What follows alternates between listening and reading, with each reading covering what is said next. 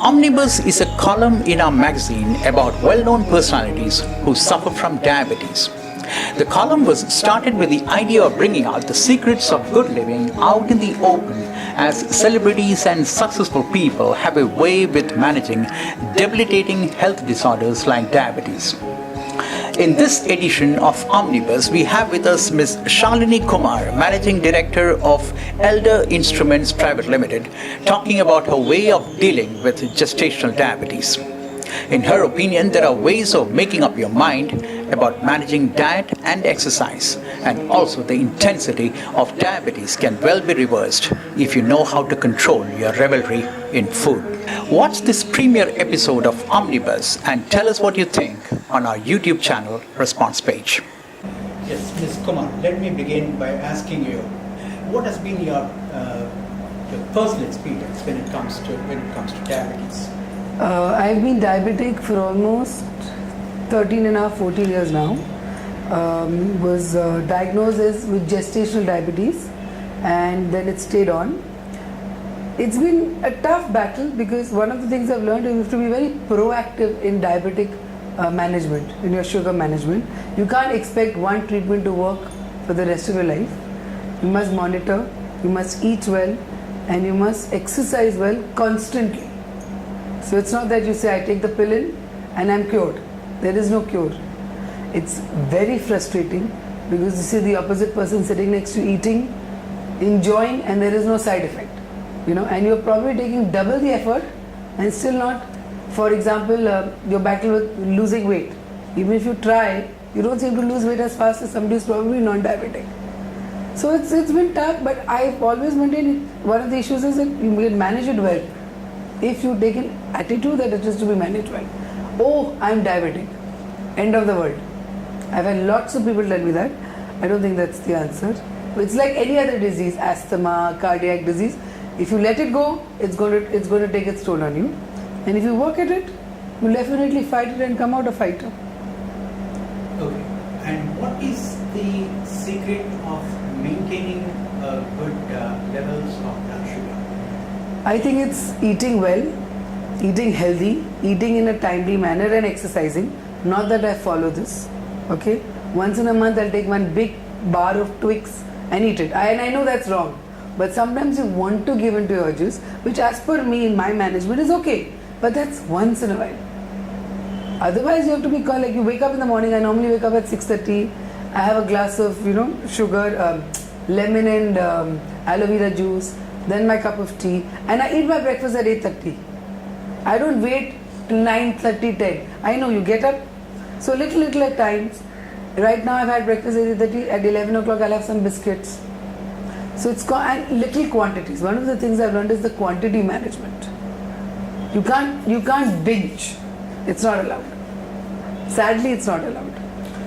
Okay. And many diabetics also have this feeling that it's very difficult to control weight because hunger is a part of diabetes. Correct. So how do you fight it? I'm sure you must be having a regular workout regime to help you. See, and hunger is one of the things I've learned is you have to keep fruits. I keep fruits and nuts. And now what is available in the Indian market is these sugar-free biscuits. And now you're getting so many options to keep a little snack on the side. And as you said, you have to eat properly and you have to exercise. One of the things I've learned is when I let my exercise go, the sugar levels shoot up. And it's not hardcore gymming, that you have to sit and do weights for 2 hours. Normal exercise is like walking. 45 minutes you have to walk. And it is another thing is you have to be active constantly. That is what else I've learned. You can't just go, I'm tired and just sit down. You have to be a constant active person because that is also working 24 hours on your body. So exercise for me is walk. Eating sensibly 24/7 is a must. Allowing yourself an occasional treat is also a must. Because you tend to give up, no? And if you know there's something there, then you fight it harder. So I can't say I'm good in not eating or not. Yeah, I have my days where I don't eat. I eat bad food or I eat non-healthy food or I don't go to the gym. But that's once in a while. It's not the daily, as opposed to what I feel with most diabetics is that they give up. No, I'm diabetic and that's the end of the road. I don't think it's like that. Ms. Kumar, there have been reports that especially with ladies, if you have friends who are fat and who keep talking about eating and food, you also tend to be fat and you also tend to binge, as you put it. I think I'm very What's your lucky. experience? I'm very lucky. I have all friends who are fighting fit, and we're all in this together. So I think it's the generation's attitude also. None of us really want to lose weight the wrong way. Because see now, for example, when you reach 40 and I realize one of the things is that if I lose weight badly, it's going to show up on my face. So what is the alternative? Healthy eating and exercise. Simple. And as you said, I haven't experienced, actually touched with most of my friends, actually I think all of my friends are fit and fabulous. So I haven't encountered these. But then you have to learn to fight for your own self. I think along the way everybody has to be a little selfish and put themselves a little notch above, not in a bad way, but in a good way, where you care for yourself and your body. So if you do that and you focus on yourself and make sure you plan your days. For example, if I'm working and I know that today I have to go to town, I make sure I have a bag that carries an apple, a bottle of water and some biscuits. So in case I don't get anything for 3-4 hours, there's something you can just reach and put into my mouth, because that is what actually makes you binge. Because then when you get those terrible hunger pangs, then you eat whatever is in sight. You don't look left or right. Whatever is available, because that's the body is demanding it, no? This has happened to me once or twice. You learn. So next time I've learned from these two experiences, don't make sure there is a bag. Fruit, water, biscuits. You can survive on that, no, for 6 hours. Ms. Kumar, most of the doctors whom we have interviewed till now for this particular vaccine have told us that stress is one of the major issues with diabetics. You being at a very high level of management, you must be having a hell of a time. Yes, I agree totally to that, because I've seen it. Because I monitor my sugar now once a week. Initially I had gotten obsessed, and again, I used to monitor morning, afternoon, evening, because you want it to be perfect. You're not going to get a perfect reading. It's really tough. But I've seen the nights I've had. I don't sleep well when I have stress. I've noticed that I'm not sleeping well that night. And then the effect is that it shows up on the sugar reading the next morning. Meditation, praying. I pray, I meditate. Not 6 hours, 20 minutes of praying, 15 minutes of meditating. I think that's all it takes. But still, the stress definitely affects the sugar. There's no doubt about it. I haven't found a solution for that at least yet. So, all the various ideas of stress management, haven't you tried it, or you don't have faith in them? I won't say I don't have faith or I'm not tried. I probably say I don't see it as a solution, because it has to come internal. What is stress management? That when there is a situation, you have to not react to it, no? You may look outwardly calm, but inwardly, if you're reacting to it, it's going to show up for a diabetic in the blood sugar level. So for me, the way I calm, personally for me, is I make sure I do my prayers, and this is at night before I go to sleep. So at least I tell myself, if I'm calm at night, I'm going to sleep well. And if I sleep well, the morning the sugar is going to be good. Ms. Kumar, yours is basically a gestational diabetes. Right. Now, does that give you the fear of the unknown in future? I don't think with any disorder like diabetes, you have to learn to fight it, and you have to be smart about monitoring it. If you go once in 2 years for a checkup and you know you're diabetic, it's already if you didn't know. But if you know and you're not going to monitor and you're not going to manage, then for me it is whether I have cardiac disease or asthma or even a skin disorder. If I let it go, it's going to catch up. So it's all about managing. Ms. Kumar, your products are mostly to do with hospital management. Now, how many of them would relate to clinics as well as smaller nursing homes where a lot of diabetics get treated? All right. No, we can clarify that we have two types of products. Our basic focus is in respiratory disorders, where we do oxygen machines, pulse oximeters, and sleep apnea, where we are doing CPAPs, auto CPAPs, and so on. Now, oxygen concentrators and pulse oximeters go home. We call them the home care segment. Okay, so they start out with hospitals, they're in clinics, and patients who have respiratory distress, whether COPD or lung failure, take these machines home. The idea is basically for a patient who has some semblance of living can continue what we call as ADL, activities of daily living, at home without being confined to the hospital. So if you have, supposing you have COPD and you don't breathe as well, so you need an augmented support or oxygen. You don't necessarily have to be in the hospital to have oxygen, which is what we are changing. And Elder Instruments has been in this field for the last 15 years about. And right now our market, as per me, is primarily home care. So even in now, for example, with sleep apnea, a lot of people don't know that most diabetics suffer from sleep apnea. In fact, now in the USA and in Australia, research is being done on sleep apnea and diabetes, hypertension and sleep apnea, and cardiac diseases. Understand one thing is, if we don't sleep well at night, whatever we are, even if we are a young, healthy, perfect, pink of health person, if you don't sleep well at night continuously, it's going to show up. So it is going to manifest itself in diabetes, in high blood pressure, in cardiac disease.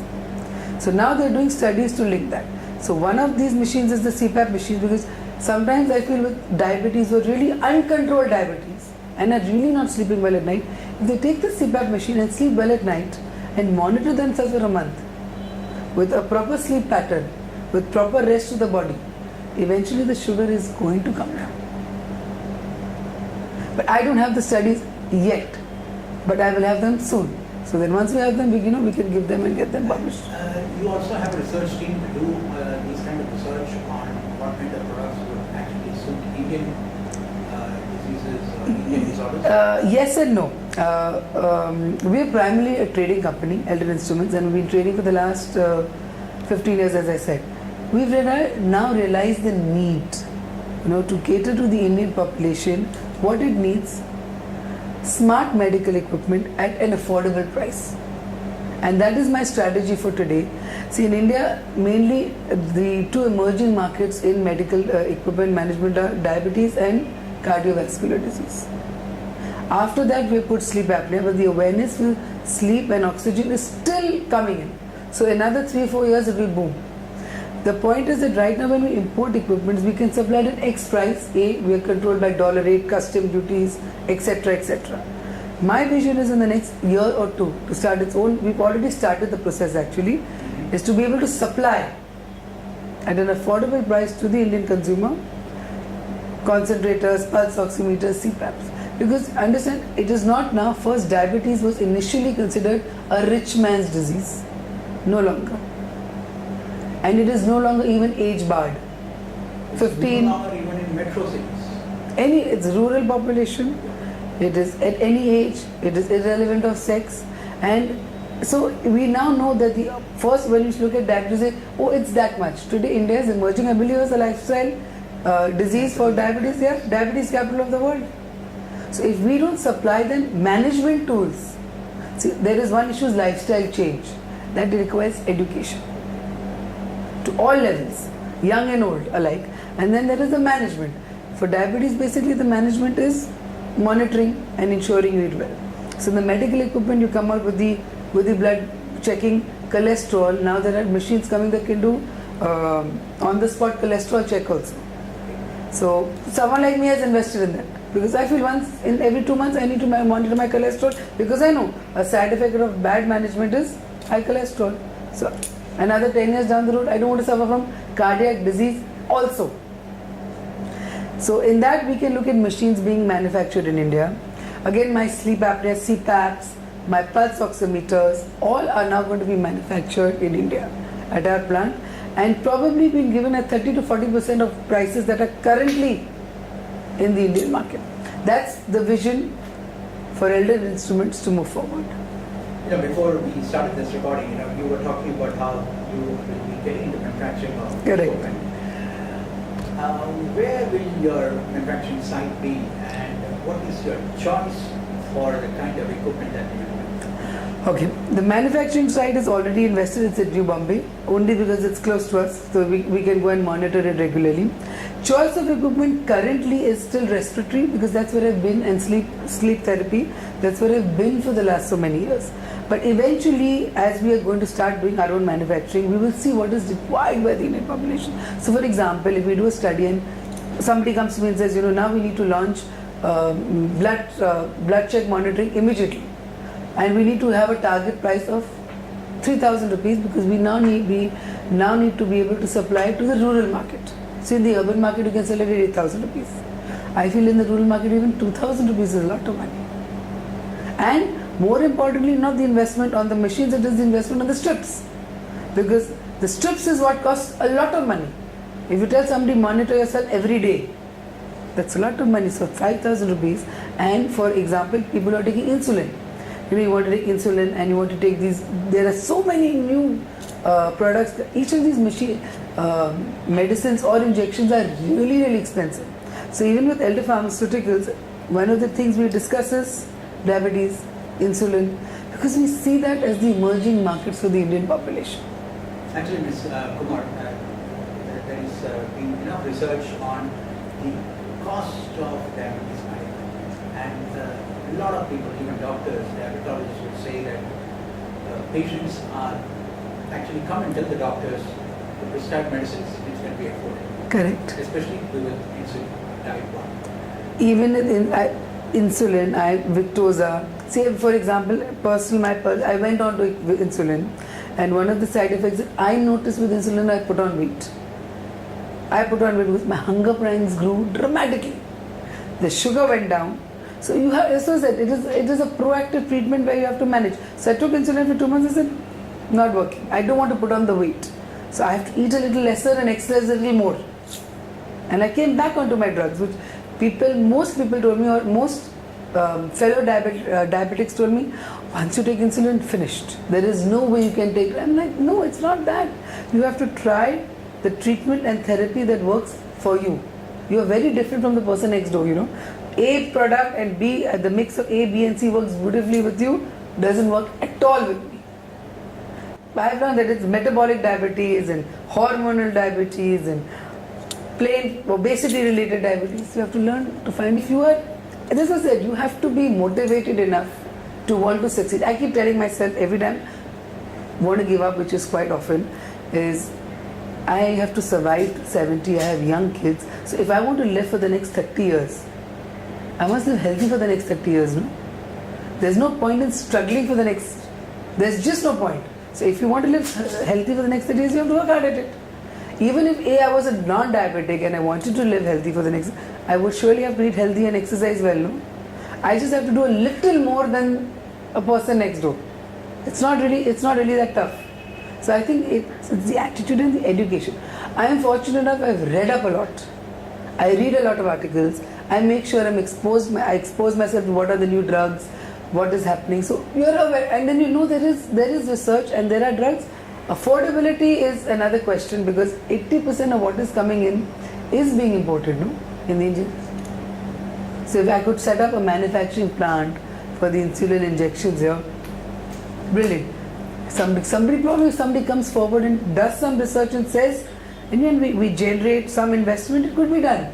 As of now, I have not thought of it, but yes, it should be a solution because as eventually with the mismanagement, people will need to take insulin injections. Not because they need to take it, because they are not taking the effort to manage it well on the pills. Absolutely. So that's it.